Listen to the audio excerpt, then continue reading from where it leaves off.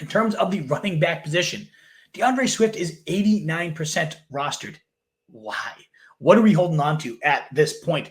Dead last in rush yards over expectation, dead last in rushing success rate, dwindling usage as we talked about with Roschon Johnson, like 52% of the snaps, 46% rushes, 50% of the routes, 7% target share, averaging almost under 2 yards a carry so far this season. This reminds me so much of Miles Sanders, who got taken over despite that monster contract. It's over. I think this guy is absolute garbage. I think the line is doing him no favors there, Chicago Bears, but he's not making anything happen on his own. And Roschon, first game of the year, comes right in and siphons 38% of the snaps. And I just think we've seen those snaps and touches go down 3 weeks in a row, especially those 7% target rate. That's what Swift is supposed to bread his butter with, an explosive pass catcher, get him out in space. No, it's not even happening even close for this guy. I think just get him off the roster. Fantasy locker room cancer. You can cut DeAndre Swift, and you can cut Zamir White even more so. 83% rostered.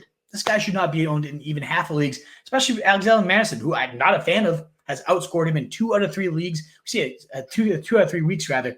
6.8 is the season high here for Zamir White. What are we clinging to? What are we holding on to? He's giving up the goal line work to Alexander Madison. You look at Zamir White, the most yoked guy in the building. Why is this guy giving up the goal line touches? I have no idea. I can't explain it, but he is. He's ceding it to Alexander Madison every single time. So we're now getting an inconsistent committee back that has played 24% of the snaps last week, 0% target share in 2 of the 3 weeks this season. Inconsistent usage on a bad offense, the lesser half of the committee. No, thank you. No reason to hold on to Zamir White at all.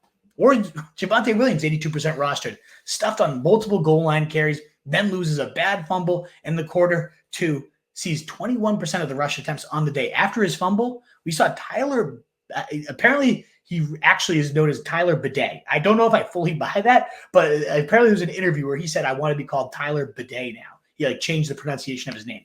If you want to be called with the thing that cleans your butthole, go for it, Tyler Bidet.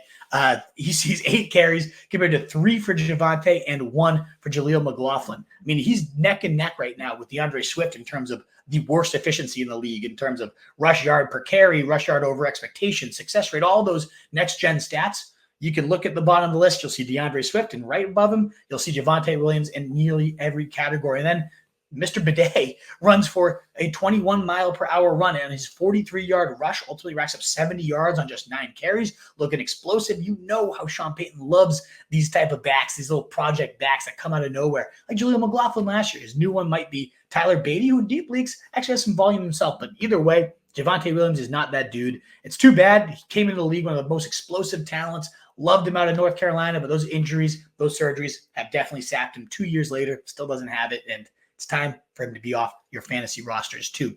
Jaylen Warren, even if there was no injury, I think was worth considering chopping. I chopped him last night before I found the injury news, but now week to week with an injury, I get it. Of all these guys, he's probably the scariest one to drop because we've seen top 3 in every efficiency metric you could ask for last year. Was so explosive, so talented. I think there's still a path to this guy finding some value at some point, whether it's a Najee injury, whether it's him himself just re-emerging, but right now, we already had Mike Tomlin say he doesn't look like himself. He's not right. So we're going to start resting this guy. And maybe that's the right thing for, again, him to emerge. But how long does that rest happen? And even if he's back, we've seen Cordarrelle Patterson mixing in all 3 games, eating into that valuable receiving work that is supposed to be where Warren makes his money. It's just not happening. It is a little frustrating that the first half, 70% of the snaps, 11% of the attempts, 47% of routes went to Warren. But what did he do with it? 3 carries, 5 yards, 1 catch, negative 4 yards. Just the production hasn't been there. Even if he's getting more snaps, the usage, when he's in there, he's only seeing, again, 11% of the carries. It's just ugly. It's not great for him. So ultimately, 0.9 fantasy points last week.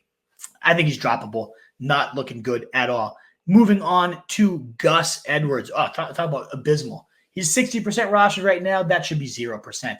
And I'll confess my sins. Huge Gus guy entering the year, more so because I love the Roman scheme. I love the blocking. Gus has had success in it before. Thought his offensive line was going to be great. And they've been solid, but now we've got a bunch of injuries across the board. And J.K. Dobbins is the one that actually took advantage of this very fertile fantasy environment. 32 carries for Gus, 94 yards, 2.9 yards per carry, 0 touchdowns for the goal line maven, the big body bus. Just nothing. literally nothing. And then you got J.K. Dobbins steamrolling, 42 carries, 310 yards, the best in the NFL, 7.4 yards a pop.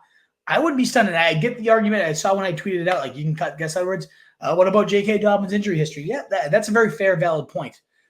Except I don't think Gus Edwards is going to be that handcuff. I think they go to Kamani Vidal or Haskins or anything other than this. We saw Gus Edwards, play a season low 36% of the snaps, just 15% of the carries after back-to-back 40% weeks. It's not looking good for Gus Edwards. I see zero reason to hold him. Or the last one up, Ezekiel Elliott, down to 20% of the snaps, 20% rush share, 2.2 fantasy points.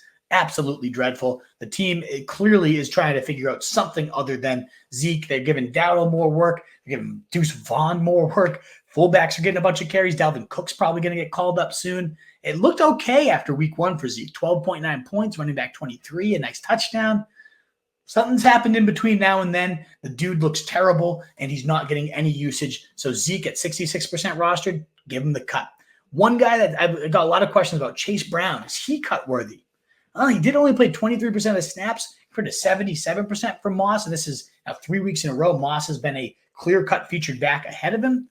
But 37% rush share for Chase Brown this last week. That was a season high, and he looked really, really good with it. 7 carries, 62 yards, outgained Moss on 8 less carries there. 7 yards on his 2 catches, looking really explosive. So Chase Brown, far more than any of these other guys who don't look good and aren't seeing good usage, at least he's looking solid overall. And we know that this Bengals team is starting to round into form, and their line looks pretty decent as well there too. So I feel like all these guys, you're looking at like handcuff situations. Like these are the handcuffs, and they're bad players. Whereas Chase Brown, at least we know there's some explosivity to him. So I do think you keep Chase Brown, but you cut all the other running backs. And I think you can cut Mark Andrews. Call me crazy, but I really think you can. What is up, you fantasy wolf? Thanks so much for tuning in. If you haven't already, share your thoughts in the comments, check out some more videos, and join the newest Wolfpack by subscribing below.